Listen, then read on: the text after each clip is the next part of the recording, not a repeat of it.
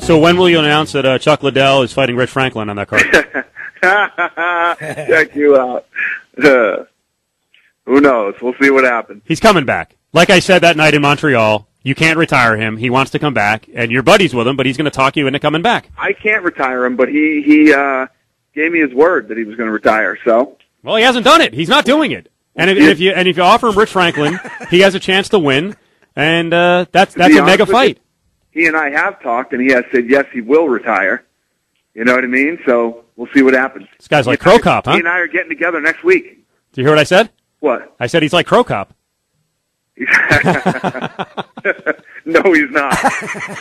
Don't insult my friend like that. No, he's not. You know, I like Chuck Liddell. I think you've actually been very nice with Crow Cop. I think he told you behind the scenes not to smash him, and you're fulfilling his wishes. You're pretty good, you. Yeah, sometimes. So what are you meeting with? What's the topic of conversation with Chuck next week? Obviously this, and we're going to get together and talk about a lot of things. He's coming in town, and, we got a lot to talk about. It's Dana White, UFC. We just got a couple minutes. Dana was nice enough to respond to a very late request to react to a Floyd Mayweather fight going head-to-head with a UFC event in Dallas. So that's it, huh? You're just going to let the Crow Cop thing die and nothing you can do about it, huh?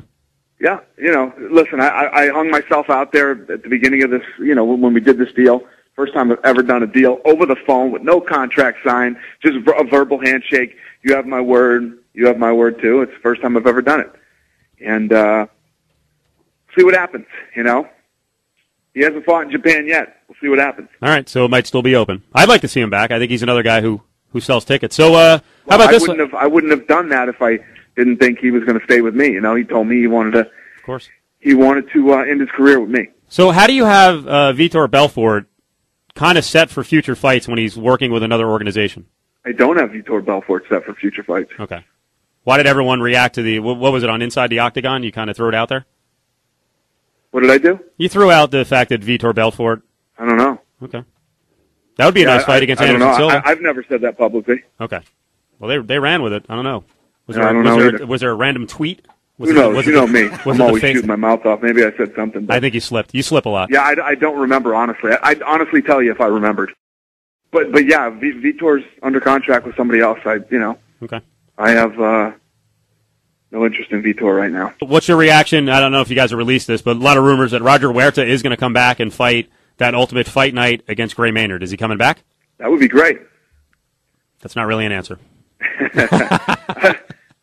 Obviously, it's out there. It's all over the place. Yeah, we're talking to Huerta coming back and fighting Gray Maynard. If he wins, can you keep him long term? I don't know what Huerta wants to do. We've tried to talk to Roger and see what he wants to do. I really don't know what this kid wants to do. We have one more fight with him, so we're going to give him a fight with Gray on free TV. So we'll see how it goes. All right, last thing, because we got to get out of here, and thanks to Dana White, who is going to be honored end of July as part of our 24-hour radiothon to benefit Al Bernstein's charity. The Caring Place. The Caring Place, cancer assistance. So we're excited about that. There's going to be great auctions and items and, Yeah, we really are. We're doing some cool stuff. We got a lot of celebrities involved in it, and, the actual presentation is at the Palms, and it's open to the public, so it'll be fun. It's going to be great. Last one. I blasted Tough 9 repeatedly last week because I think you guys missed the mark on it. I wasn't entertained by the season. The fights were okay, but no personalities. Is that fair? Is that your reaction? And no, I loved it. Did you? I loved season 9, highest rated season we've had since season 5. Yeah. The finale killed it for us. I mean, it was a great season. It's our first ever UK versus USA, and I think it showed how far UK mixed martial arts has come. Okay. So I couldn't be happier with it. I couldn't be more excited though about Tough 10. I think it's going to be ridiculous. I'm telling you right now, I don't like to go out there and just say stuff to sound like I'm blowing smoke and promoting, but I'm telling you, some of the best TV I think we've ever done, ever. Is there any chance you're going to keep the secret about what happens or happened to Kimbo? I think it's going to be tough. Who knows? We'll see what happens. I'm over that, Yeah. Listen, at the end of the day, I can't sit around and worry about that.